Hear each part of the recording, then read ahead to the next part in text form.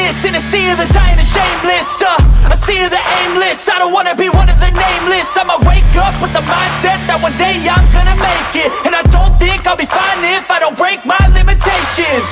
Don't try to stop me, I exist to write my own story. I'll make a decision if I want some peace or if I want the glory. Don't want a life that is complacent or possibly boring. Just want a life that is worth every day exploring. My whole life I just wanted someone who would notice me. My whole life I just wanted to be somebody to be. Yeah, I just wanna be great. Yeah, I just wanna be great. Yeah, I just wanna be great. Yeah, I just wanna be great. Yeah, I just wanna be great. Yeah, I just wanna be great.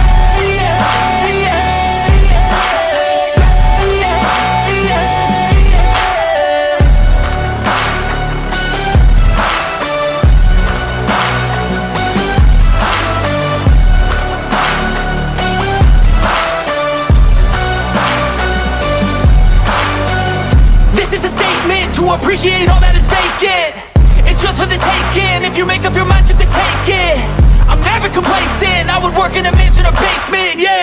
There's no replacement for persistence, it's a patience, yeah. In this life, I wanna be soaring, to feel sun inside when it's pouring. And I'll fight till anxiety is foreign. I'm so sick of my mind's extortion.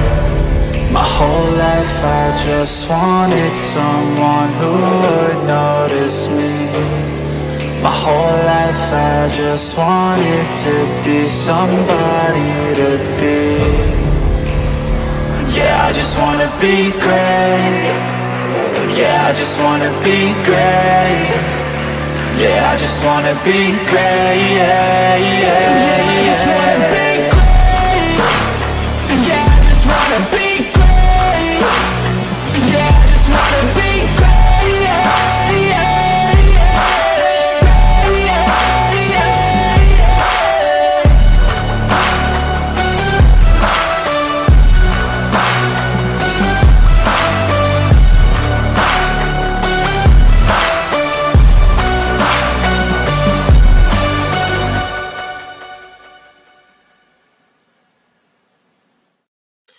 What's up, everyone? Welcome to episode 3 of the Post Bell podcast for SmackDown. I'm starting a little bit early before Earl gets here at 10:20. I just wanted to run over the card real quick and give my thoughts. I was not a fan of that SmackDown, but I will get into that. Daniel Berry Sports is here right away, right off the bat. Obviously, always here, always a loyal viewer. I appreciate that for sure, 100%. Yeah, I don't know, that SmackDown was not it for. I mean, it was taped, so sure you can, whatever. But yeah, not a fun episode, or not an episode that I expected to see, given that everything was how SmackDown has been going. Yeah, I'm doing my Twitter scroll first, right off the bat, to see if anything is popping up, and see how SmackDown was taken by all the fans and whatnot. Also, I'm looking and seeing the Olympics opening ceremony was a joke. Wow, what a joke. Okay, who cares? Yeah, Terrence Crawford was part of SmackDown tonight. Oscar De La Hoya apparently sent a message to Jake Paul. A 2-on-1 MMA match ended in a brawl after the Lone Fighters coach. Okay, wow. So just a weird night for sports in general. There we go. There's WWE's Twitter page. I'm just trying to see what what was officially on the card. There was so much I didn't get a chance to write it down because Mitch and I were going and being active with the chat, which was you guys in the chat were awesome. So we got about 6 minutes, 11, 12 people watching right now, right off the rip. Appreciate that. Thank you so much. And we will have Earl here probably in about five-ish minutes or so, I would say. But running through the card, the main event was what it was. Nia Jax squashes ends. There he is. Say his name and he appears. What's up, Earl? How you doing? I'm doing that episode. That SmackDown was, whew, yeah. I don't know what to make of that episode of SmackDown. I was not a fan of it. What are your thoughts on it? I thought it was very vanilla. Yeah, I thought it was very vanilla. Here's the thing. Here's the thing.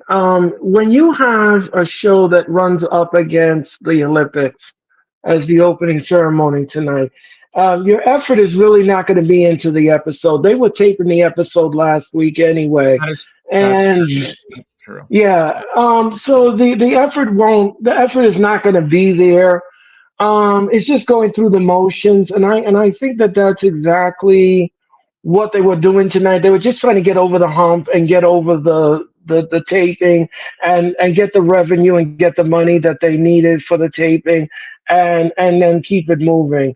But there were some bright spots in the whole thing. The bloodline again showing their dominance, and they're showing their dominance, and yeah, and I was just I think to myself, I says, now here's the question that I have, and here's the question that I think everyone is going to be: are we going to get a transitional tag team champs next week? Because it looks like the bloodline is going to be Liv Morgan. How are you tonight? We're getting a new viewer. Yeah. How's it go? Oh man, live. Yeah. I think everyone needs a dose of live, but I don't need a dose of these are the days of live. I No. mean, Oh, okay. Well, I'll get out the way, then you get married. Anyway, um, yeah. yeah. So, like you were saying, the bloodline and their dominance. Yeah. Solo Yeah. Sikoa, his vignette at the end. Mitch and I made the note. He's getting better on the mic with his promo. Jacob Fatu continues to be Jacob Fatu. The tease at the very end saying, Roman Reigns, if you want to step to me, you know where to find me. Them showing Roman's picture on the screen.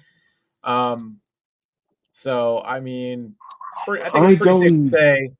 It's pretty safe to say. I think our tribal chief is coming back next Saturday. Yeah. Something. Here's the thing, though. Here's the thing. I think we're gonna get new tag team champs next week. I think that's exactly what's going to happen here, because there's just no way Tommaso Ciampa and Johnny Gargano are going to survive the Yeah. bloodline. The interference is just going to be all over the place. They're going to be up to shenanigans. They're going to be up to things, and you know that that's the road that they're going to be traveling on. It's a shame. It's a Yep. shame that they didn't get a chance to have a long, lengthy tag team title reign. But when you take on the bloodline, it's just not good. It's not good. Yeah. Um, Yeah. Yep. I agree. It was interesting seeing that they're putting it on SmackDown next week, both the WWE tag titles and the women's tag titles on SmackDown next week, and not on the actual SummerSlam card. the Given that card is too large. The given card that is already large. Johnny Gargano is from Cleveland, um, you would think. I mean, it's still in Cleveland. He still gets to perform in Cleveland or whatever, and I mean that also could go to him ultimately losing the tag titles because of how WWE has always booked the talent in their hometowns. give it the long history of them losing titles in their hometowns whenever they are defending titles or whatever. Yeah, I mean, I don't know. It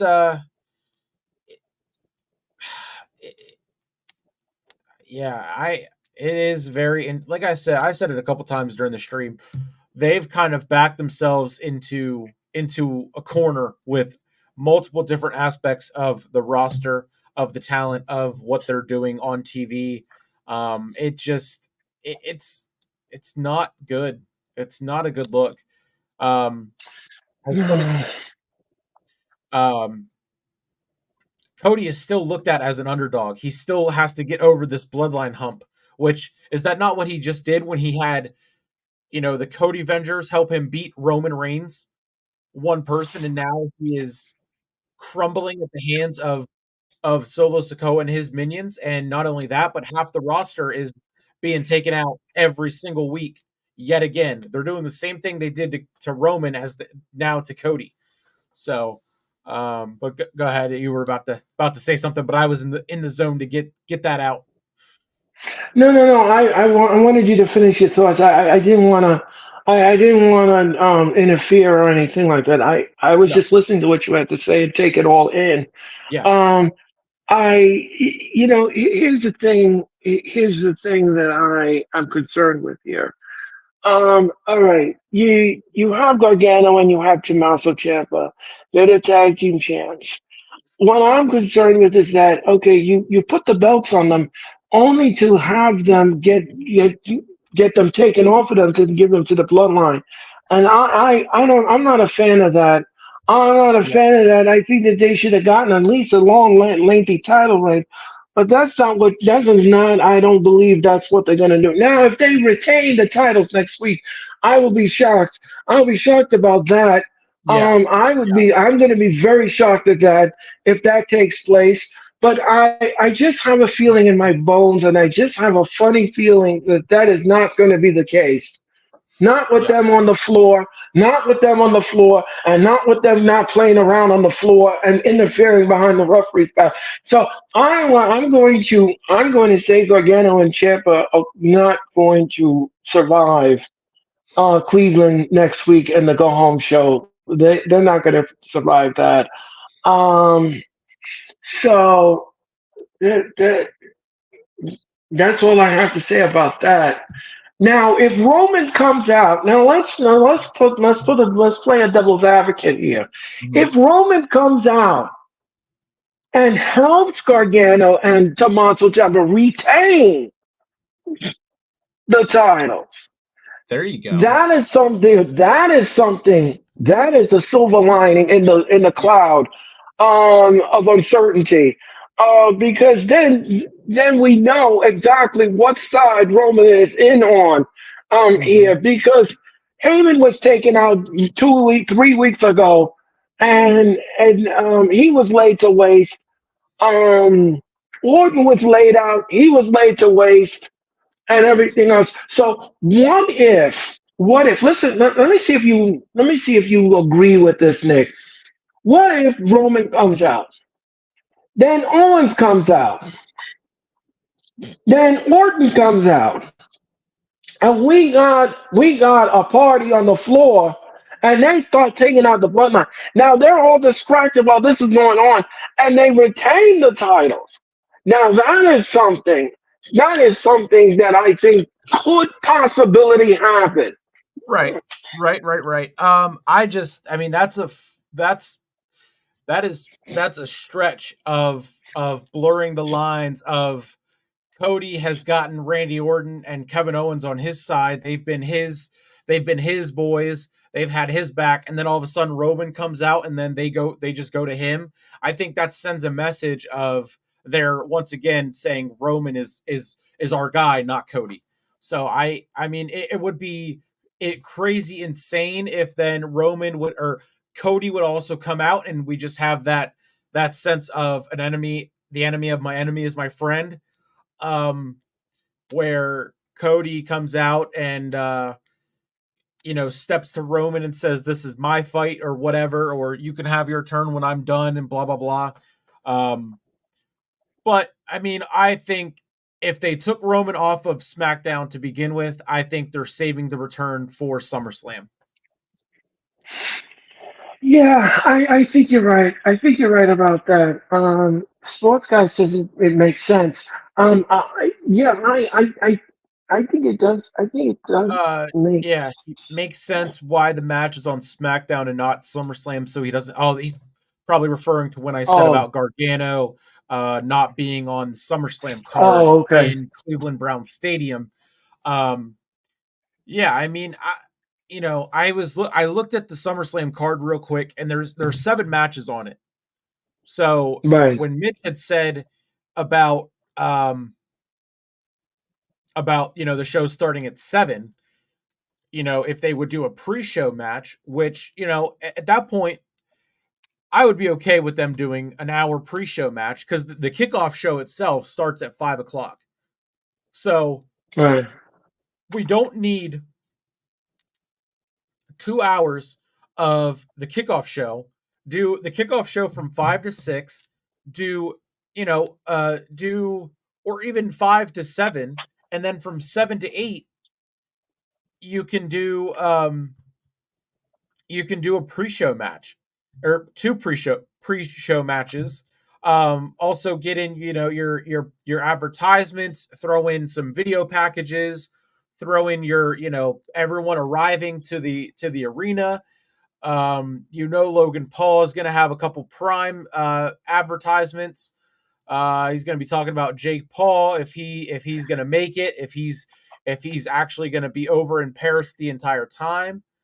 With Team USA for boxing. All the Jelly Roll, I think, is going to perform live at SummerSlam. You could have him, show him getting there and everything. Like, I mean, because 7 matches. They're already going to do 7 matches in what, 3.5 hours? Like, 4 hours. I mean, they're all title matches except for one. They are right. all title matches except for one. So, to not have, any set of tag team championship on the SummerSlam card itself, but instead have, both the men's and the women's tag titles being on SmackDown. Like, I don't know. I don't know. I would rather have a card with, a big card with 10 matches and, start it at 7 or really at 6 and do pre-show and have 2 matches on the pre-show and then start the actual card at 7 and then do, 8 matches on the actual card itself. Then just have, make the big advertisement for these matches, being the big deal and making them on SmackDown like they did with the Andre the Giant Battle Royal during the pandemic era and Thunderdome era. I don't know, but Right. I don't know, from what they've been like this week on SmackDown, especially. Like, I was not a fan of SmackDown tonight. Yeah, like I said, this was taped, and I believe they were just going through the motions. The matches were all right. They were not stellar matches. I'm not talking that, I'm not going to go up there and say these were classics or anything. But they were all right for what it. I always use that line. It was good for what it was. Yeah, I use that line. It was good for what it was. Joshua, um, yeah, I know you hated it. Um, but yeah, it's just that they were just going through the motions tonight. I'm not going to use the word I didn't hate it. It was all right for what it was. The show got a C for me. I gave it a C. I couldn't give it no grade than that. And that was the best I could do. That was the best I could come up with. The main event, I did not like when Nia pinned yep, the champion. I yeah, did not like that at all. I don't think that Bailey should have at the pin. I believe that Meacham should have at the pin if that's the road you were going to travel on. But that's not what they did. And again, like I said, it's just poor booking. It's just poor decision making booking. Yes. You don't pin the champion. You don't pin the champion. I've said this a million and one times. You don't pin the champion in a match. Throw her on the outside. Make sure that she can't come back in the match, and then the other person eats the pin. That's how it should work. Yeah. I'm a staunch on that, and that is just my opinion and my opinion only. If you believe if you believe differently, then that's fine. I'm not gonna say you're wrong or anything like that. I'm not gonna step on your thought process, but that's just my opinion. Yep. Yeah. Yeah. I mean, yeah. I was saying the same thing. I was like, it kind of spells out and lays out what we're going to get at SummerSlam. Whenever the champions do lose on on TV in the weeks leading up to now was it you can make the argument, oh, it was a tag match. um she got taken out by with the briefcase, so there was interference and this and that. But yeah, I agree. Don't pin the champion and then all of a sudden have her retain next week or whatever.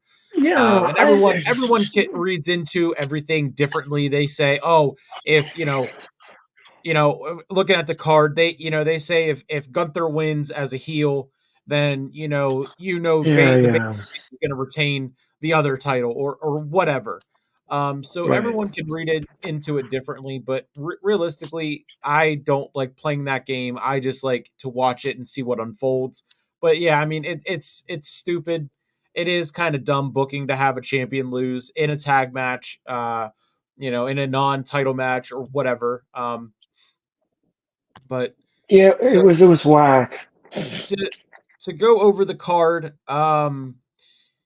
it started out with the Bloodline and Nick Aldis, Tama Tonga or Tonga Loa, whichever Tonga got hurt, suffered an eye injury, was deemed unable to compete in the gauntlet. So Jacob Fatu subbed in, and I think right away you knew that they were going to win.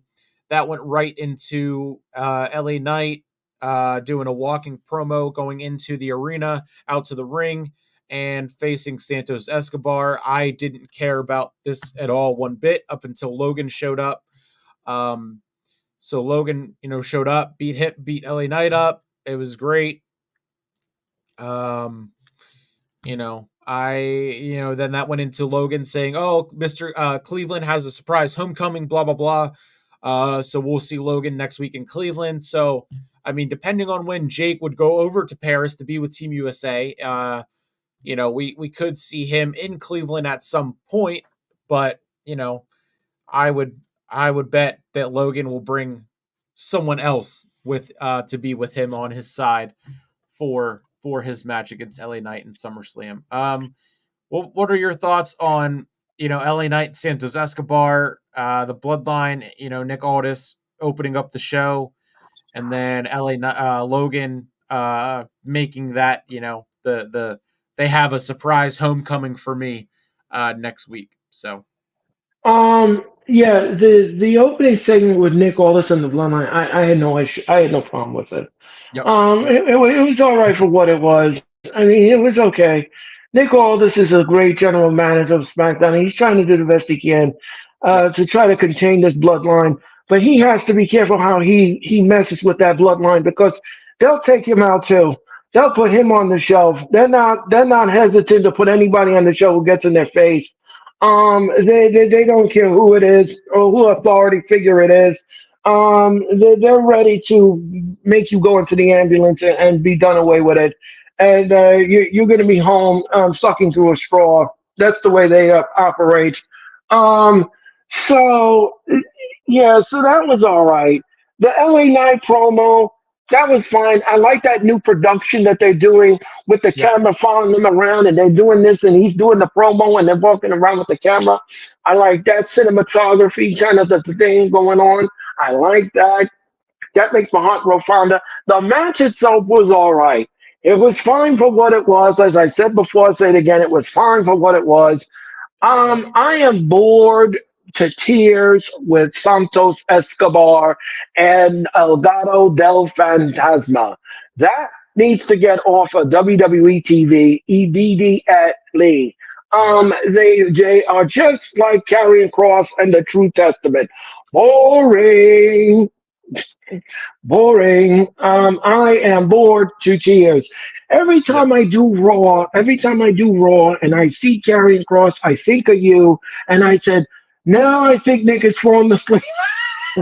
I have to call him after the show and take him up and tell him it's over. And oh my god, it is just it's just such a boring. That is a boring fact. Two boring factions. Yeah. Um, Yeah. um, We're gonna get into their part in the gauntlet match. Whenever we get further down the rest of the card for what right. went down on SmackDown, which I mean it just everything about it just felt off. Um I mean it just I understand that we knew it was taped and everything like that, and the most of the roster was over in Japan and whatever, but I mean, just I'm surprised at how bad and how underperforming that it felt like it did, given that it's primarily the same people that we see week in and week out on SmackDown. But it just I don't know, something about it just just was not. I don't know if they played more commercials because it was taped or what, but I didn't care for really any. I mean, there were parts where I was like, okay, that's kind of fun, I guess, but um after the Logan Paul segment, we got a Jade Cargill, Bianca Belair, Naomi interaction backstage. At one point, someone on my Facebook said maybe a Naomi heel turn here for Bianca and Jade, kind of staying the course as a team and not including Naomi besides whenever they run into her backstage. They showed the Blair Davenport and Naomi segment from last week, so maybe we'll get more of that. Then we went into the Street Profits. BFAB had a backstage segment with Terrence Crawford. After that, we saw Nia and Tiffy in the locker room with the broken briefcase, in which Nia Jax said that she was going to get her a better one that was suited for her better. So I'm assuming they're going to have a custom briefcase for Tiffany within the next week or two. Then we started the gauntlet match, which at this point, I mean, this was like the meat and potatoes of what SmackDown was. It seems like every time I look down, it was either a team coming out, a team getting pinned, or they were going to commercial. I mean, it just I don't know. I also was kind of monitoring the chat and rolling with the chat. The chat was going crazy for Mitch and I. Blaze was in there, stirring up trouble as he does. We had an appearance from Triple H, Vince McMahon, Liv Morgan, and Orange Cassidy. So that Wow. was kind of the highlight of the stream. But the gauntlet match started out with Baron Corbin and Apollo Crews. Baron Corbin and Apollo Crews versus the Street Profits. The Profits would win and then go on to face. I think then it was Pretty Deadly, and then they beat Pretty Deadly, and then they got to the Bloodline. There might have been another. Legado del Fantasma was in there at some point.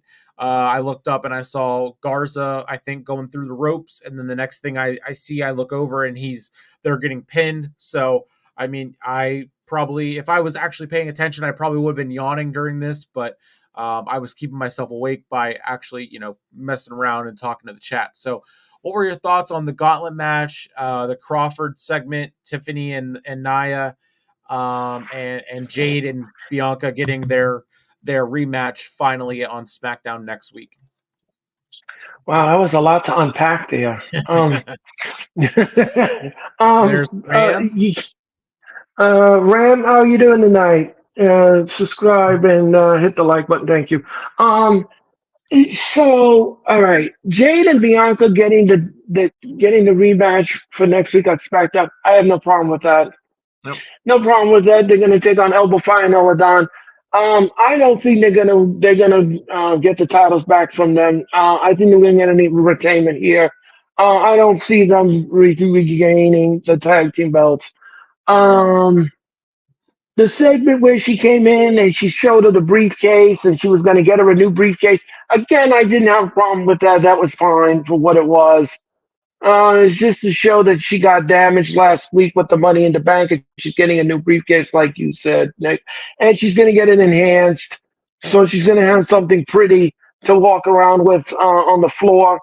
Just don't make her cash in too early. We've already had a disaster with the men cash in. Wait until the proper moment comes and then have her cash it in. Please don't do that. Please, because we've already wasted one already. Grandizer, how are you? Um, so, um, yeah, the gauntlet match itself, it was fine for what it was. I'm not going to say it was spectacular or Yeah. anything like that. It was good. The Profits held their own in the match. But I knew the minute Tamatanga and Jacob Fatu came out, the whole thing was gonna go to the bloodline, and I Yeah. just I just knew that. You Yep. knew that that's the road that they were gonna travel on. You knew that, and now I know everything will be solidified by next week. They are gonna walk away with those titles, and it's a shame. It's a damn shame because Gargano and Ciampa didn't even have a chance to even have a good title run or title reign and everything. That's my thoughts on it. It's just it was okay. It was fine. Yep.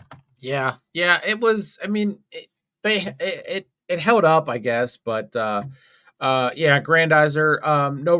SmackDown was over about 40-ish minutes ago. Mitch and I did that, and then this is a separate just review podcast of about SmackDown, where we shuffle through guests. So far, Earl has been the second the second guest. I did a short episode last week. 2 weeks ago, I wasn't able to do it because I was sleeping. I missed SmackDown altogether, which I wish I would have missed this SmackDown and not the one 2 weeks ago. Um, but yeah, I mean, yeah, the gauntlet match just it's smart that they made it a gauntlet match because it was going to be a taped episode of SmackDown. And that could eat up a big chunk of the time and then, fill in the commercials, whatever. Um, yeah. And then Terrence Crawford being a part of it again was great.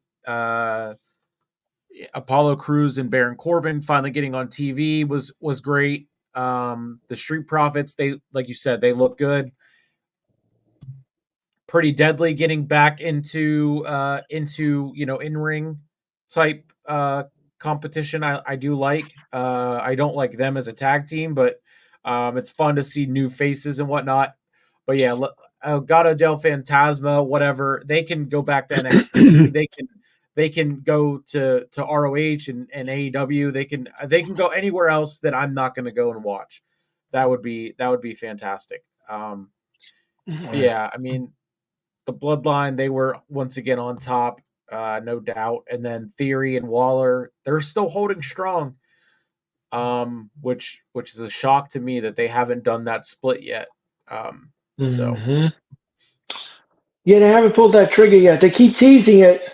yeah, They keep teasing it. They give you little teases and little nuance of the split, but not yet. They're not ready to pull that trigger yet. yeah, Um. Uh. Yeah, I'm gonna agree with your assessment, Grandizer. It was all right for what it was. Like I said, it was just going through the motions. yeah, yeah, Yeah. yeah. I mean, it's hard to there. What I mean, to give context, SmackDown was taped last week and then showed tonight. It was a double taping last week since they are in Mm-hmm. Japan.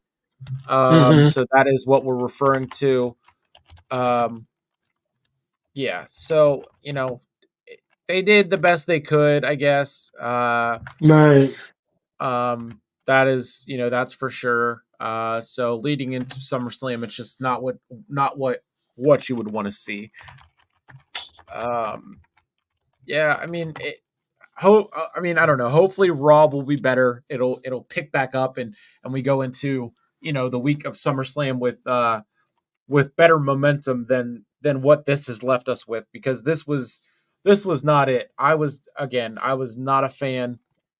Um, I had more fun talking and interacting with the chat than actually watching the show. So, um, I it was again, it was okay, whatever, blah blah blah.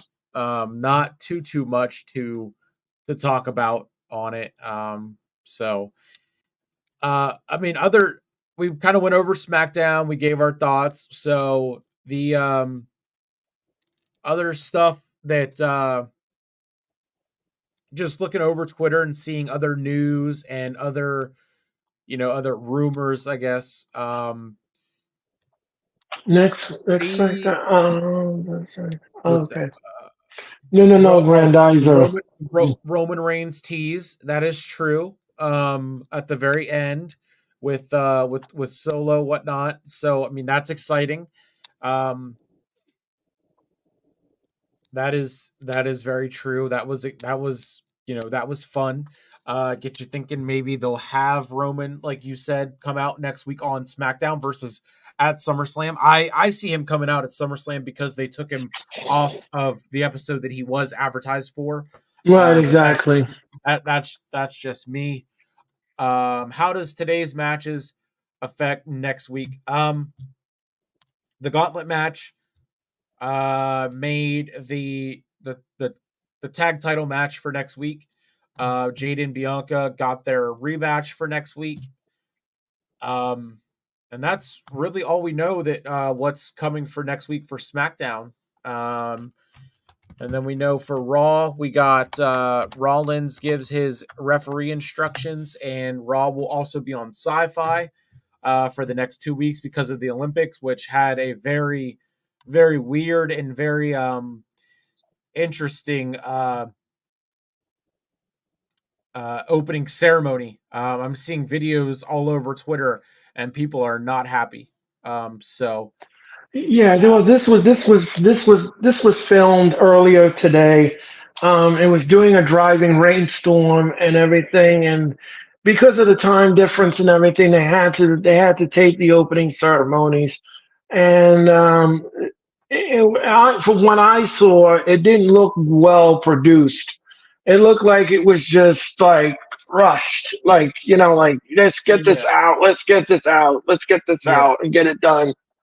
yeah. I mean, Um, what I'm looking at right now, it doesn't. It looks like it's just a big joke. It doesn't. I mean, a guy is.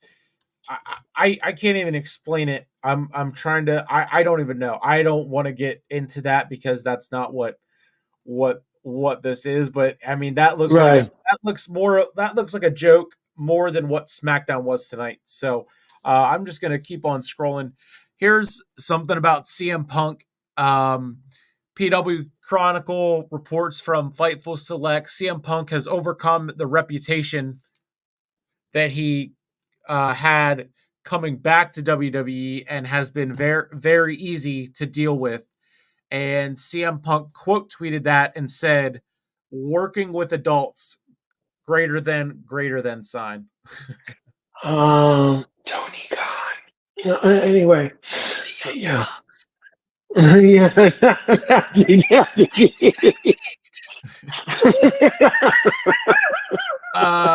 Yeah, it was a Lady Gaga, Celine Dion at the Olympics. I don't know what that was. Moving on. I forgot the Olympics were Yeah. on. Yeah, I think a lot of people did, and a lot of people will try to forget that they're on after Yeah, watching yeah, all the yeah, BS opening ceremonies. Um, yeah.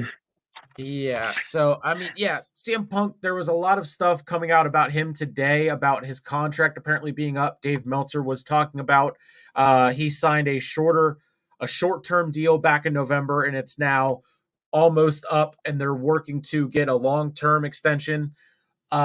CM Punk apparently debunked that by a post on his Instagram story, basically saying Meltzer was lying. I don't know what he was lying about.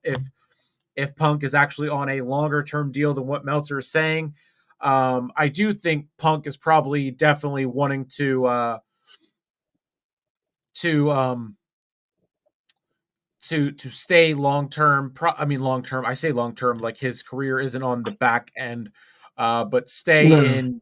in WWE and work out that way. So, um, I mean, I'm trying to look and see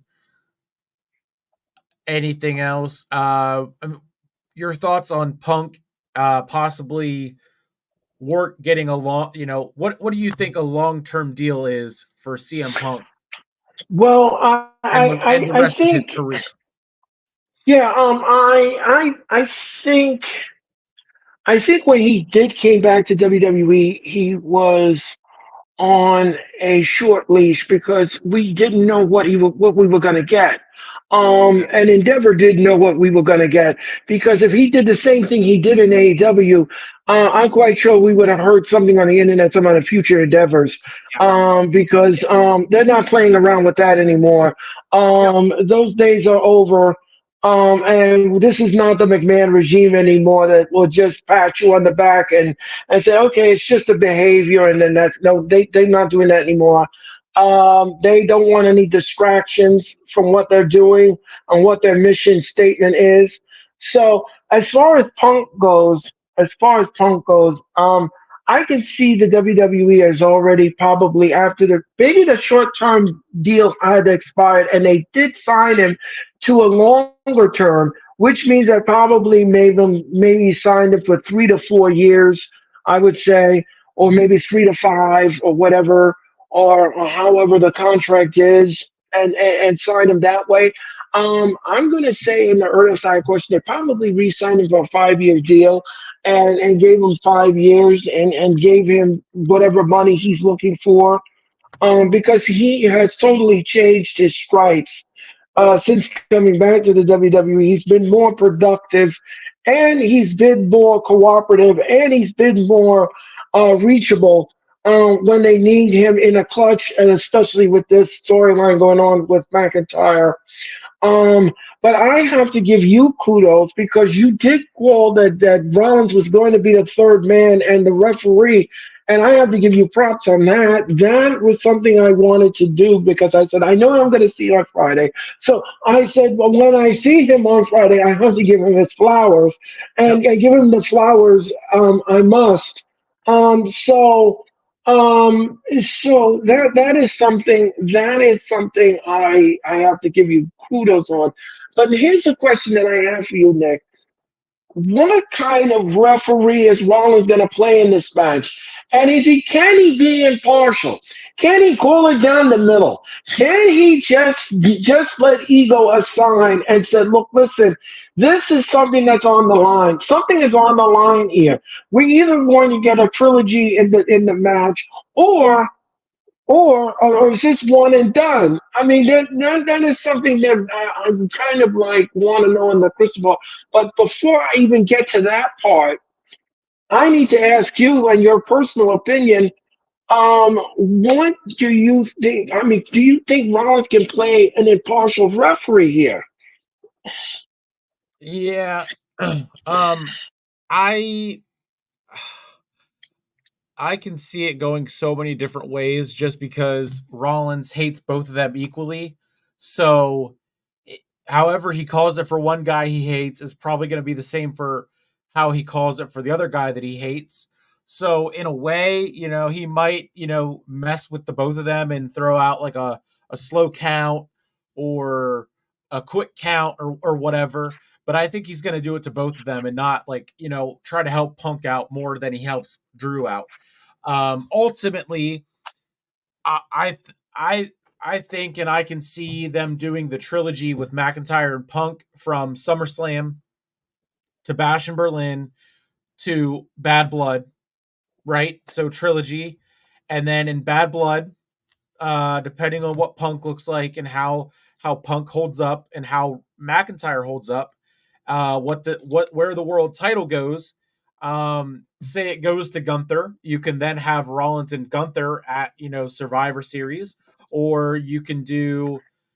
I mean, depending on if they do a regular Survivor Series or War Games, everything can all be switched around like it has been in the past. But yeah, I think Rollins will will call it down the middle, but not in the sense of being fair, to both guys. Right, right, He's gonna do the same thing he does to Punk that he does to McIntyre. right. Okay. So, All right. yeah, I don't know. I at this point, I rather would have seen the triple threat, so Rollins could be on the actually on the SummerSlam card wrestling, but I also kind of do want to see McIntyre and Punk one on one, just because I think a one on one match is way better than you know I think doing one on one with each guy, Rollins versus McIntyre, and then Rollins versus Punk, and McIntyre versus Punk. I think they all three of them deserve to have the spotlight on one another in a one on one match versus in a triple threat match. Yeah, I'm going to agree with that assessment. I'm going to agree with that. But let me ask you something. Would you, with Punk and Drew, would you do a best of seven? No, no, no, No. no, no. Okay. You can do a trilogy and leave it at that. Their feud has been going on like we had like we had four matches prior, but because of how physical it did get. But yeah, no. This isn't the Young Bucks and FTR. We don't need to really Right, lean right. into this is where the best wrestle and we put on the best wrestling matches and we're going to have a mouthful of thumbtacks and super kick this dude with a mouthful of thumbtacks and take a chair shot right to someone's, head and Corey Graves got I guess was getting hate for what he tweeted um after Blood and Guts, which I mean, yeah, people are stupid whenever it comes to them versus us, which is what Corey Graves said he did not mean it as, but people still took it that way. So yeah, no, it doesn't need seven matches. It's been going on long enough to even out to seven matches. I think the three matches, the first match they're going to do is going to be Magic, even with a special guest referee. The second match they Right. would do, the second match they would do would be will be even better. My guess it would be with a stipulation, and then the third match they do will be uh, will be equivalent to Hangman Adam Page and Swerve Strickland in their Texas Death Match. I'm not saying that's what the match is going to be, but it's going to be. I think it could be on that level. Well, I mean, if it's well, the show is called Bad Blood. So if it was if it was if it's them in that match in Bad Blood, if it's them, I would do the three stages of hell match because I yeah that that is something that I would be very interested to see. Very interesting, and I would be here for it. yes Um, 100%. yeah, yeah. Yeah, I so yeah go ahead, go ahead, man. no no Go no, ahead, man. go ahead. No, no, no. Finish your thought. Finish your thought. No, I was just gonna say, Bad Blood is the is they're bringing Bad Blood back for the anniversary of the first Hell in a Cell match, correct? Right, Okay, yeah. So right. I mean I would either three stages of hell, like you said. Someone else said that to me, I think on Facebook. Or just straight Hell in a Cell. Yeah, that'll work for me. Yeah. So yeah, Punk and McIntyre has a chance to do something really really special. And then towards the after through they can take that through the end of the summer into the fall, and then the fall into the winter you can do. I mean, you could do Punk and Rollins, or I mean, scratch that. You could do Punk, Rollins and McIntyre, and you could throw Punk in against Gunther or Damian Priest for that world title. You could then have the title on Punk, going into the Rumble or Elimination Chamber. You take the you do the title then. You do the title then if Gunther doesn't have it already. And then that would set up, I think, for Rollins and Punk at WrestleMania in Vegas for the title or not for the title. I could go with either one. Right. I'm gonna agree. I'm gonna agree wholeheartedly. But you know something? Here's the thing. I'm looking for the SummerSlam. I'm Yeah. looking forward to it. It's Yep. gonna be a fun evening. We've got a ton of matches to go through. This is next week on the Wrestling Experience. We're going to do the predictions. We're gonna do the prediction show. Me and Sarah are gonna be doing the prediction show. And then next Friday we have the SmackDown. It'll Yep. be you, me, and Sarah. Yep. We've got the SmackDown next week, the go home show. And both go home shows from Raw to SmackDown. I'm looking for a solid go home show. I don't Yeah. want anything whack or anything like that. Don't give me anything. Don't put on a whack summer. Don't do that. Don't put Yeah. on some whack go home show because we want to invest in this SummerSlam, and you've been building this up for months now. I want something good. I want something I can stick my teeth into on Monday night, starting with Monday night and then next Friday on SmackDown. So yeah, the only thing I'm disappointed in the next week's SmackDown show is the tag team titles changing hands to the Bloodline. I'm not a fan of that. Not a fan of it, but that's exactly what they're gonna do. I know WWE, and that's what they're gonna do. They're gonna give those titles to them. But other than that, I'm looking forward to a good go home show. Yeah. Yeah. Raw should be good. Should pick it back up. Um. Uh. Yeah. SmackDown next week hopefully will be better. Both tag titles switching hands, one or the other switching hands. I mean, it you never know. You never know what is going to happen. I mean, um, yeah, it's going to be an interesting. It's going to be interesting to see how this unfolds, and what they do post SummerSlam, leading into the fall and everything like that. Getting ready for the switch over from SmackDown from Fox to USA, um, and then Raw staying on USA up until January, and then NXT, of course, making the move over to the CW. They have the Great American Bash on the next 2 weeks, and then it probably is not. There's probably nothing, big in NXT up until uh, Halloween Havoc, which again is in Hershey, PA, and I'm gonna be boots on the ground for sure. Yeah, I can't. I think that's going to be a good night for the WWE and NXT. I hope the crowd is into it. I expect the crowd to be energized for that telecast. Um, so SmackDown tonight, like I said, I gave the show a C.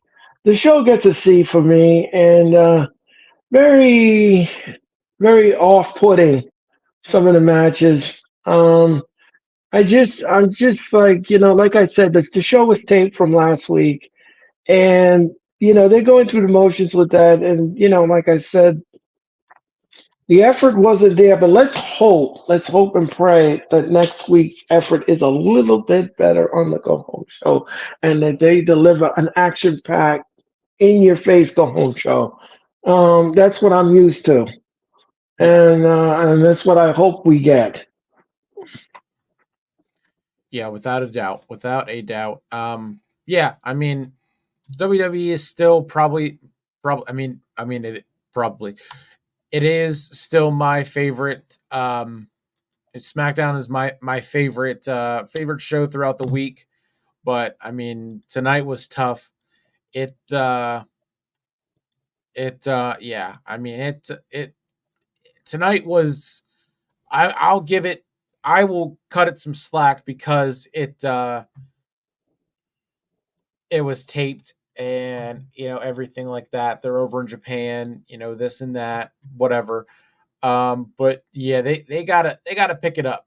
They gotta pick it up and they can't let let SmackDown be this bad again.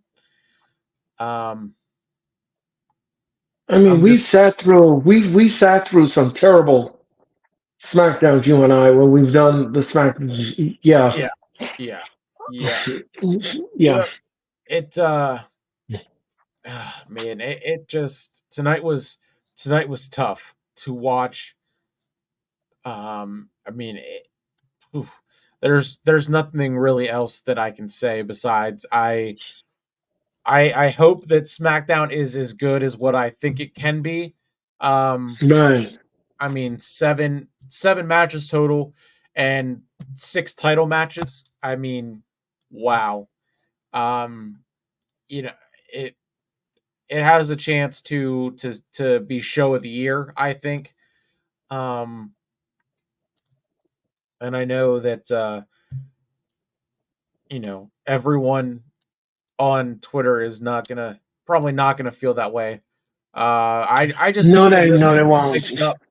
I hope it doesn't get hyped up as much as like I've hyped it up in my head, and then ends up just being, you know, okay, up and A down total throughout the flop. show, and then at the very end, like nothing happens, and it's just yeah, that was SummerSlam.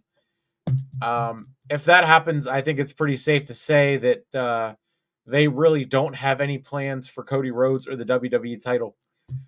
Um, and they don't have any plans on how to steer their ship without Roman Reigns. Yeah, yeah. This is, well, you know something, and this is also a test for Triple H and his crew to do a SummerSlam where you would talk about it, but in a good way. Because here's the thing: you want Yeah. to sell the fan base this good, solid SummerSlam. Because remember, next year SummerSlam goes 2 nights. So you what you want to do is you want to sell the one night and see if you could produce something that is conducive to everyone and everyone is happy with it.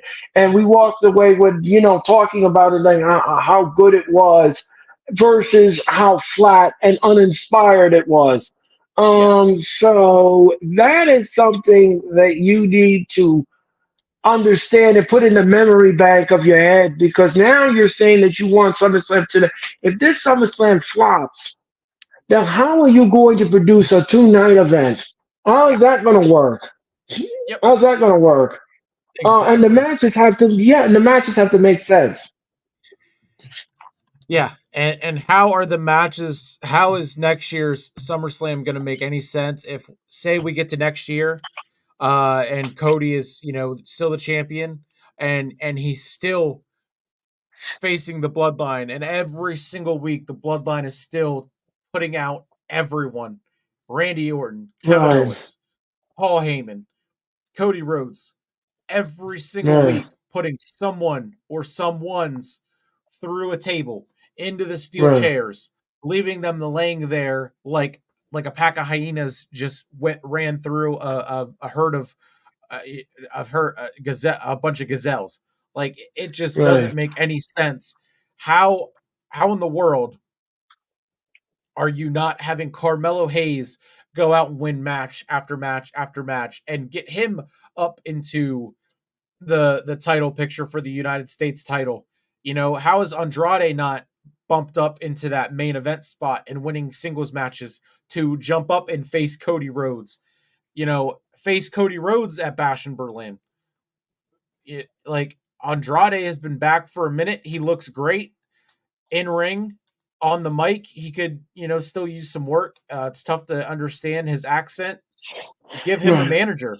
Um, but how are Carmelo Hayes and Andrade? How have they been back or been on the roster on the SmackDown roster for however long, and you just all you can do for them is a backstage segment in a locker room with Byron Saxton? Like, I mean, Right, right, what are we doing? Like, you have LA Knight who gets a shot at Roman Reigns and then falls, takes a nosedive, and then all of a sudden is rejuvenated by Logan Paul, which to what everyone says, would I like to see Logan Paul on TV more? Absolutely. Would I like to see him defend the title more? Yeah, you're damn right I would. But I get why he is the title that the champion that he is. It's to take the title everywhere and to show it to his 26 plus million followers and bring more eyes to the product. So, I mean, that is what it is, no doubt about it. But what is LA Knight going to do as United States champion that Logan Paul didn't do? Is he going to have more matches? Sure, but that means he's going to have to beat everyone else on the roster. I mean, Right. he could have 60 title defenses, but that means 60 people are going to lose, or people are going to lose multiple times. How many losses can Carmelo Hayes take, given that he's had what, two, three, maybe four matches in total, and two of them maybe have been singles matches? I mean, I they it it's not a good spot to be in with where the rosters are, and maybe the brand split does need to come to an end. I mean, Yeah. The thing is that you have this storyline and you have this storyline and you have the, but what you don't want to do is have this storyline be the most important thing on WWE TV, and then the rest of the card gets pushed underneath the carpet, and everybody else is left off the cutting room. Everyone else is left yeah, on the cutting room floor. And that's something you don't want to do. That's something you don't want to do. That is not a good look, like you said. And yeah, I mean, every week the bloodline comes out and they're taking out everybody. Every week they're coming out and they're taking out somebody. That is going to get tired with the audience very quickly. I was tired of Um, it week two after they started doing that. yeah, that's going to get weary very quickly. Because I'm starting to fear that is exactly what you're going to do here. You can't keep having them come out every week and be dominant. And I understand you're supposed to have a dominant faction, but what I'm talking about is, all right, just show a little weakness in their armor. Show them a little weakness in the armor. Have the baby faces come out and beat the snot out of them. That and chase them off or something. Do something like that. But don't every week. Don't every week have them come out and because they stepped to them, now they're going to be destroyed. And then you have them go through the tables and stuff like that. That table spot is going to become old very quickly. Because is that all in your repertoire? Is that Yeah, all you do in the repertoire? You drag someone in the corner, you put the butt in the face, and then they drag them on and they put them on the table. That's your repertoire. That's a repertoire. Am I supposed to be intimidated by that? Am I supposed to be intimidated? No, that doesn't intimidate me. That doesn't intimidate me in the least. That's just like the same like you give it toast and butter. It's the same thing. It is nothing. There's no fancy stuff on the toast. It's the same thing, and I'm not going to be. I'm not going to be impressed by that. I'm sorry, but as a wrestling fan for a very long time, I'm not impressed by that. You have to have something more in your repertoire than to just drag someone in the corner and then put the butt to their face and then drag them in the table and then put them in the table and then that's it and then you raise your arms in the air and that's it. That's all you can do. I mean, come on. I'm sorry. I don't. I can't go with that. I can't roll with that. I'm sorry. yeah, yeah. I mean, at least with the OG bloodline, the like you said, the storyline was there. Roman Reigns was telling a story every single week, with the emotion that he played, with the emotion that Paul Heyman played, with the Usos and their chemistry back and forth, and even during in the matches, Roman Reigns was telling a story, being vocal and everything. Right now, Jacob Fatu comes out and he uh, Tama Tonga comes out and they growl. Okay, that's great. They growl. They beat the crap out of people. Okay, who cares? Solo Sokoa is the only one talking right now, and he's just now finding himself being able to cut an actual promo.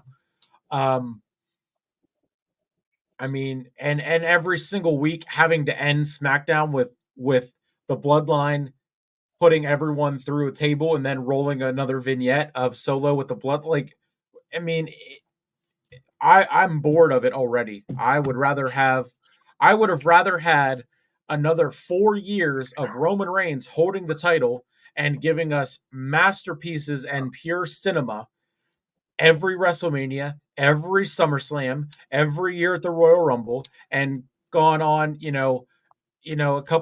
a month or two without him, and then he comes back, and then I would have rather done that than what we're getting now. But that's just me. I mean, you have every right to have that grievance. Earl, what's his name? um, Earl looks no, so I'm all sleepy, right. heavy eyes. It's late on the West Coast, East Coast. Wake up, Earl. No, no, I'm awake, Grandizer. I'm awake. I'm just falling asleep with this Bloodline 2.0 because I'm bored with it. Yeah. I'm bored with Yep. it. I'm bored Yeah. with it Yep. because you don't have anything in your repertoire, and that is something I always preach. I've always preached that on every show that I've been on as a guest, or my own show, or anything else that I do. I always say, and I will always say this: you need something in your repertoire.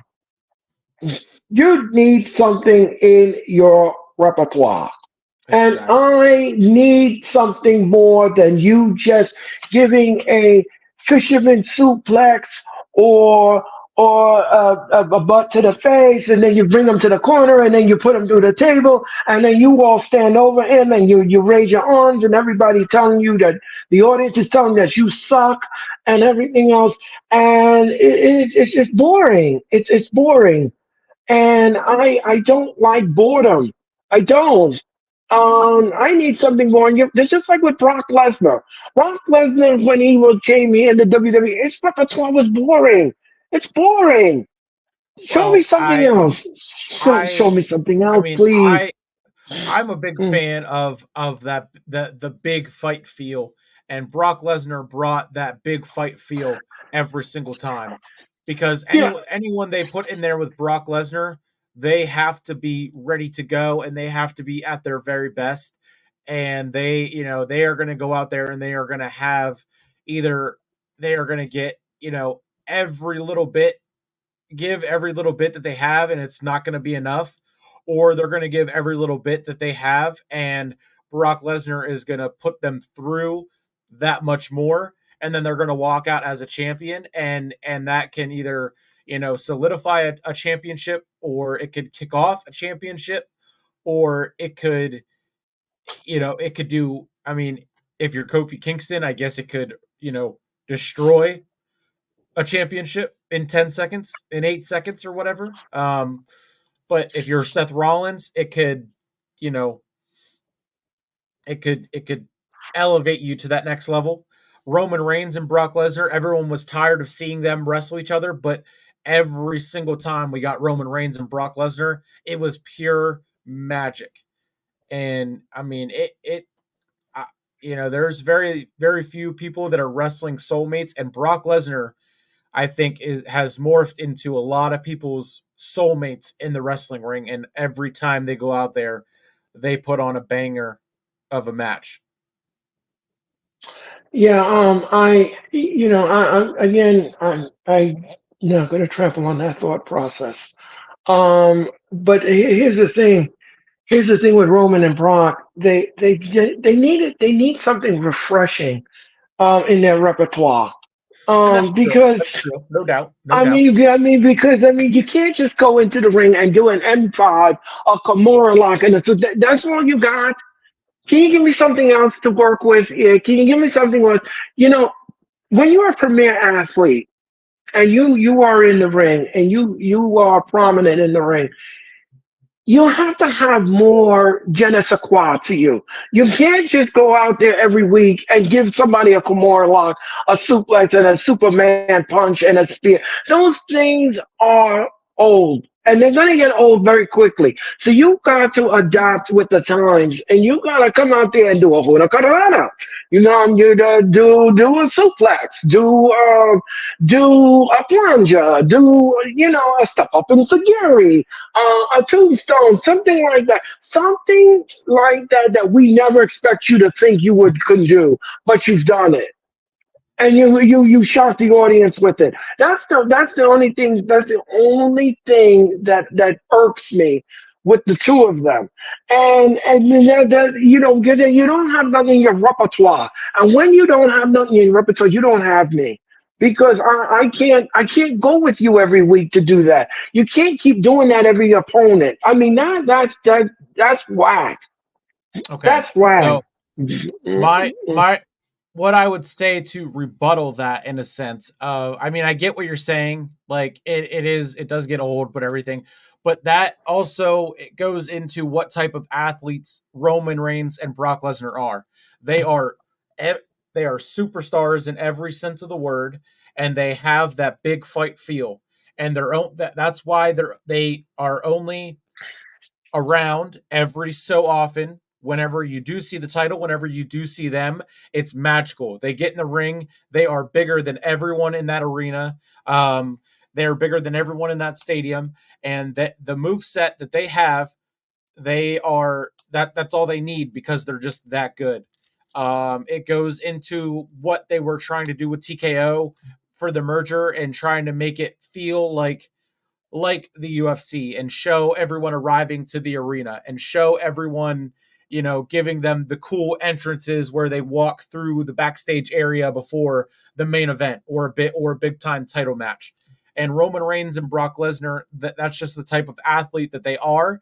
And I don't want to see, I would rather see, you know, a big dude like Brock Lesnar or a big dude like Roman Reigns throw someone around and, just, take the, do have a sequence like that than all the high flying and jumping and flips and dives and whatever else. And then you have guys, but I also like seeing guys that can do both, like a Seth Rollins or like a Braun Breaker, guys who are quick and they show that they're quick. Roman Reigns and Brock Lesnar, they like that slower pace. They like to pick apart their food before they eat it and show that they are the alpha dogs. They are the alpha males. I mean, like Pat Right. McAfee says, Brock Lesnar is the alpha male of our species. If the aliens invaded Earth and we have one person to send and one person only, it is Brock Lesnar, hands down, no buts about it.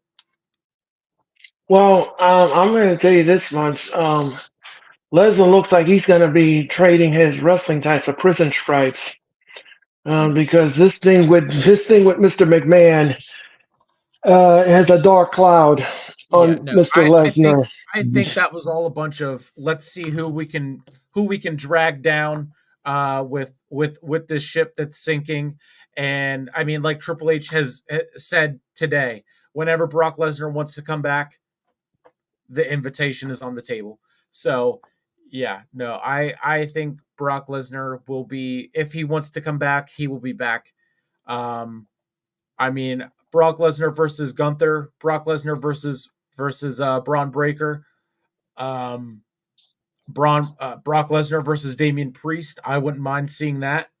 Uh, Brock Lesnar versus CM Punk, Brock Lesnar versus Seth Rollins again, Brock Lesnar and and and Jacob Fatu. Um, I mean, if Brock Lesnar wants to come back, he'll come back. If he doesn't, he won't. It's as simple as that. Because his reputation is damaged. I I And I I disagree on that. his reputation is slightly damaged. And the question is, and the really big question is, yes, Triple H wants him back, but the audience, now that's a great question. That is something you need to understand. Is half of the, because I'll tell you this much, there are Brock Lesnar fans out there, and they I'm they one of they them. would yeah, you would, but then there are others that would like, I don't want that perv around here, and you need to get rid of him immediately. Because then you know some fans are gonna say that. You know some fans are gonna say that. Yeah, And and WWE, those fans that yeah, say that, guess what? I don't give two Omos's about those fans. I really don't, because those are the um, fans that just like to do this.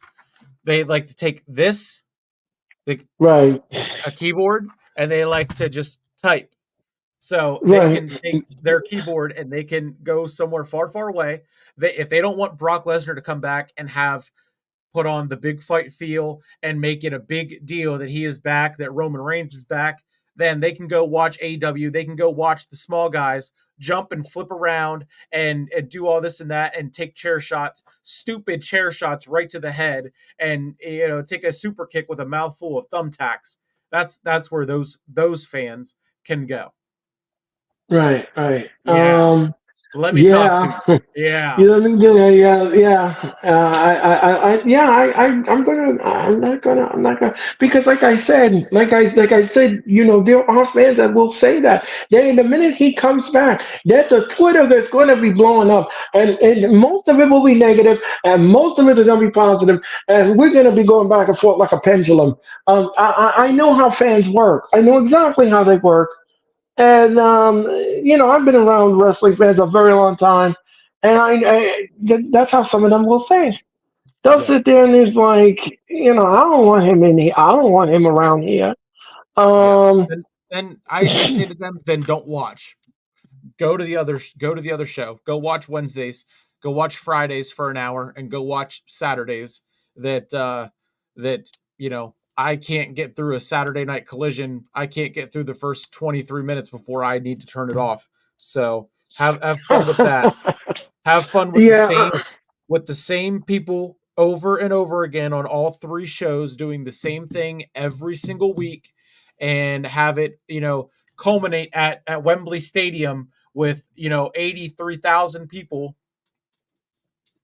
in there. Just wait until we bring London WrestleMania to London, and then we really see what Wembley Stadium can hold, and see how yeah. how bad how bad of a meltdown Tony Khan has after that. Yeah, well, you're right. You're right about that. And speaking of London, the WWE brass today was in London, and they met Yep. with the mayor of London. And Yep. Triple H had said on Instagram that the meeting went very well. It was a productive meeting. The only thing now is when will they pull the trigger, and when will it come to fruition? Triple H has said that logistically it's something that they're concerned with. They are concerned with that. I'm quite sure that people of London will try to work with WWE to quell those concerns. I know one thing is, and I'm going to say this: we can't have WrestleMania go live. So what they're going to have to do, what they're going to have to do is they're going to have to pick 2 days in the week where they can film it, and film it they will, and then bring it back here, and then stream it on the Peacock, because of the time difference, and on how's that going to work. How's it Well, going to work for everyone, and how's that look on camera? So that's something that needs to get worked out. Because I was thinking about that in my head. I'm like, how are they going to pull this off with the time difference, and getting it in sync? That's something. I mean, they could do it in the afternoon. They could do two rest. They could do it live in the afternoon, and then make it London time. That's something that they could do, because they've done that before in Saudi Arabia, with the Crown Jewel. They've done that before, yeah, but where well, WrestleMania starts at 2 o'clock in the afternoon.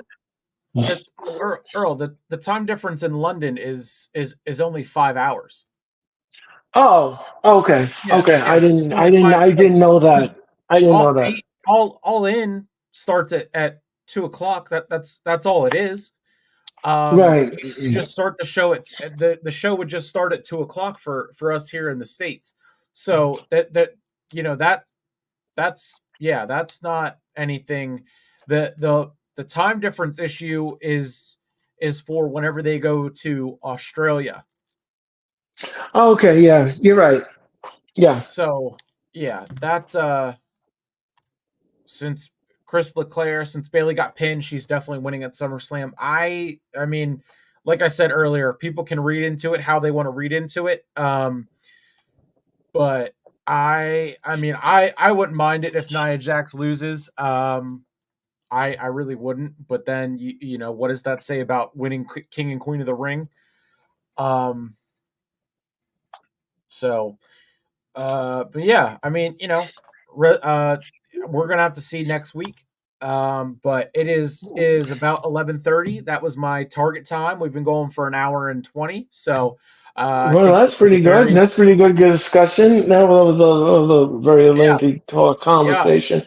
yeah. So Um, this was a very good episode. We'll wrap it up with your your next thought and however you would want to uh close us out with your thoughts, and then I can do the final wrap up, play the outro, get out of here, and I'm gonna go play some college football on my PS5. and I'm gonna put my feet up and relax and give you Monday Night Raw. Yeah. This was a good discussion, me and Nick. Every time I talk to Nick, I always feel at ease because he helps me get off the ledge and everything like that. I'll be concerned about something, and then I'll talk directly to him, and then he puts me back in the universe and makes me go in the right direction. Yeah, so this was a good conversation. I had fun tonight. I want to thank Nick again for inviting me onto Yep. the Post Bill podcast. I really appreciate it. I wish you the good luck with the show because this is a very good conversation that anybody that does SmackDown could have. Yep. Yep. Sitting with you Yep. and then talking SmackDown and other things that are Yeah. going on around the wrestling world. I'm going to be back. I'm going to be back in cyberspace on Monday night with Raw. It'll be me, Denise, in London. We're going to bring you Monday Night Raw. It is the go home show. It is the go home show for Monday Night Raw, and that will be in St. Paul, Minnesota. And I think on Sci-Fi, this is going to be a must-see Monday Night Raw because Rollins is coming out with that special thing for the two combatants at Yep. SummerSlam. I've never heard of this before, never seen a referee do this before, but I have a feeling there's going to be some tomfoolery going on in the ring with these three, and that will set the tone for next Saturday night in Cleveland. Yep. But again, like I said, me, Nick, and Sarah will be back next Friday night for SmackDown, the Go Home Show in Cleveland, and we're going to have fun with that. I wish you a lot of fun and a great weekend on your PSE, and I hope that you score a lot on the video game. Yep. Yep. Yep. Mm-mm. Yeah. Yep. So Raw, you got Dynamite, the wrestling experience on Thursday, SmackDown on Friday, and if you and Sarah want to do post bell again with me next week, by all means, we can take a 20-minute break afterwards. Hopefully after watching a better SmackDown, or if it's so good and it blows our freaking mind hole, we can go right into post bell and chat about that for a little bit since Absolutely.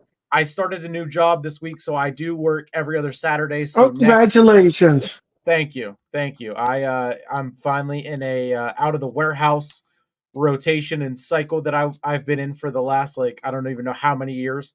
But I'm in an office job now, so a call center. So I'm on the phone all day dialing and trying to sell people sell windows and doors, set appointments for windows and doors estimates. So it's a lot of fun. But yeah, so it was quite an interesting week going through training and all that stuff. So but I do work every other Saturday, so I will work next Saturday. So we might not go as late, or we can go for I might go for 20, 30 minutes. So we That's fine. maybe rocking after doing it right after SmackDown would probably be better.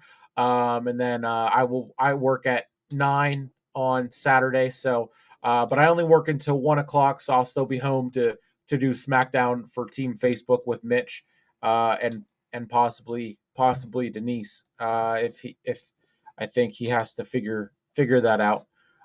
You guys have a good night, Nick and Earl. Don't forget to bring back the other lady along with Sarah. I don't know Not who the sure other which lady other. is. Yeah, I don't know which other lady is, but Oh, thank. okay, Grandizer. Yep. So, and also one thing before we wrap it up completely, you said about the referee instructions. I think I I'm taking it as like they do in boxing, whenever before they start a fight, they say, "All right, we went over the instructions in the locker rooms. Uh, Oh, okay. no hitting below the belt, blah blah blah." I think they're going to come out and set it up as like, to really give it that, like I said, the big fight feel, and like a MMA boxing type of feel to this match. Um, which I hope is the case. If Rollins takes it serious and doesn't come out, wearing some insane referee outfit, moderation referee shirt or whatever, like I saw on Twitter earlier today, I'll be all for it. But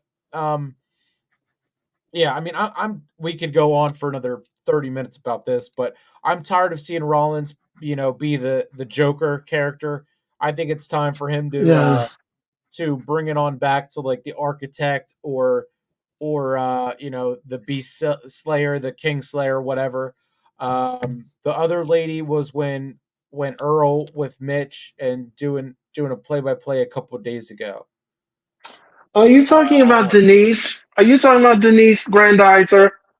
Is I it? would Oh, Yeah, I would. I my guess that would be my guess. I believe that you. I believe that's who you're talking about. You have to understand something.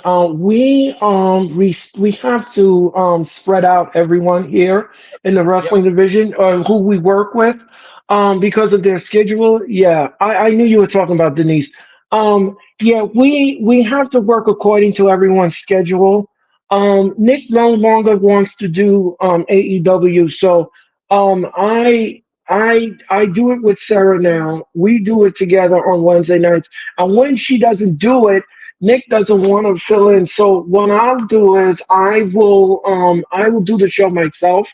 I will do the show myself. I'll still bring you AEW Dynamite. I'll bring you Dynamite, but we have to spread everybody out. We have to change everyone's schedule because we don't want them to get burned out. We don't want to use them too much, and everyone's got to Yep. work and everything else, and things are going on behind the scenes. So that is the only reason why you see me sometimes with someone or without someone or what. So, um, uh, yeah, yeah, okay, Grandizer. Okay. um. Yeah. Nope. We haven't done well. The three of us, we did WrestleMania night one, I believe. Right. I think this year I did. Yeah, we did that night one of WrestleMania. But yeah, so yeah, and I mean, going forward, like Earl said, AEW is just not cutting it for me right now. I don't enjoy it, and yeah, and so it it comes back to what it was 6 7 months ago. I mean, I haven't even been able to watch it because I've been, doing the new job and everything like that. So, um, but hopefully it gets back to where it was and I can, get back into it and everything. Even NXT, I've pulled away from doing NXT on Tuesdays with London because of work and other stuff. So, maybe hopefully I can get back into it eventually. But Yeah, yeah, going but forward, for right now, Nick has a new schedule, and we don't want him to get burned out again. That's something we can't have happen. Nor we don't want anybody else get burned out. yeah, So we work with them accordingly when we are scheduled to do. And yeah, I like I said, I'll see Nick again next Friday night. We're gonna do it again. Yeah, yeah, yeah, yeah. yeah. Um, so Yeah. Yep. And then SummerSlam. Like I said, I don't know. I Mitch was saying something about Denise maybe uh joining one or the other. I can't remember because it feels like it was so long ago because SmackDown was so boring and I'm just ready to wrap my brain and play college football for the next 9 hours while I have the trial. But yeah, SummerSlam will once again be team Facebook, team YouTube. Um and then Bash in Berlin, I believe the girls of the network will be doing their own show for Bash in Berlin. I think I have to work that Saturday as well, so I don't know if I'll be able to even watch it, depending on when I get home from work. And yeah, so that will be the rest of August, and then of course All In is on the Yeah, Sunday before Bash in Berlin. So I'll be live posting that, probably you know watching illegally, but don't tell Tony Khan that. I'm not. Wait, hold on, Nick. You just said something. Hold on. Hello, Tony. um, Yeah. So here's the schedule. Here's how this is gonna work. Is it how this is gonna work? Okay. Me and Sarah are going to have All In. We're gonna do All In London. We're gonna be on the air at 12:15 for that. All In starts at 1 o'clock in the afternoon. So we're gonna have that. We're gonna have that telecast at 1:15. Um, on August 31st, we have the Bash de Berlin. Now, um, the ladies, the entire ladies of the Queens of the Ring will have they will do the YouTube side, and I'm going to be doing the Facebook side. okay, okay, Yeah, right, and that's what's going to happen. right. SummerSlam. Martina is going to do the YouTube side, and I will have the Facebook side. So that's how that's going to work. No, That, Martina can't do SummerSlam because she was going to be with me on Facebook, but she can't do SummerSlam. okay, so Team, I yeah, will do the Facebook. I will do team, the YouTube yeah, side. yep. You're back on Okay, YouTube. I will be okay. on. I will be on the Facebook with Mitch. He was going to jump back and forth like he did for Money in the Bank, but Martina can't do SummerSlam. Hunter is going to a three legacies show the same day, so he won't be available. So and then that's Okay. where I don't know if Denise, which one Denise was going to do, with if she was going to do Facebook with Mitch and I, or what else, what else, and who else was going to be involved. I know Mac will probably want to be a part Yeah, of that. yeah. Mac is gonna be with me. Me Yep. and Sarah are gonna do. It'll be me, Mac, and Sarah. We're gonna Okay. do the YouTube side. And Okay. if you want to take Denise, you can take Denise and push her over, and then it'll be you, Denise, and Mitch I on the think I yeah. Facebook side. Yep, I think that was the consensus and the direction that I think we were going. I know, like I Right. said, Mitch had said something earlier tonight, but I've had college football in my brain for the last like 3 hours. I was playing it right before I went live for SmackDown. I walked downstairs at 7:57, and thankfully Mitch was late to like a good 15 minutes late, so I got everything set up and just went live right away. So he didn't even notice that I was, walking right down at 7:57. But whatever. It is what it is. Uh, so, but yeah, that will do it for the episode 3 of the Post Bell podcast, SmackDown wrap up. Nick Witosh here with Sleeper Sports Media, Hardcore Sports Network, of course, Earl Cole. We will. We'll be. I'll be back. Uh, Possibly Wednesday with something new. Um, but that more on that later, and then if not Wednesday, then on Friday for SmackDown and Post Bell, and then again on Saturday for SummerSlam. Earl, of course, will be back starting Monday on Raw, and then the rest of his crazy, insane schedule as he does week in and week out. Yeah. From the Hardcore Sports Network, thank you so much for the 12 people who stayed strong with us. I think we got up to 20 at one point. Killed it tonight for both shows. One more comment. The Pearl E. Cole. What? Hurl the Pearl E. All right. On that note, Grandizer, I'm gonna go rot my brain playing college football. Earl, you go Good relax, night. and I'll see you next Friday. Yeah. See you guys. Yeah.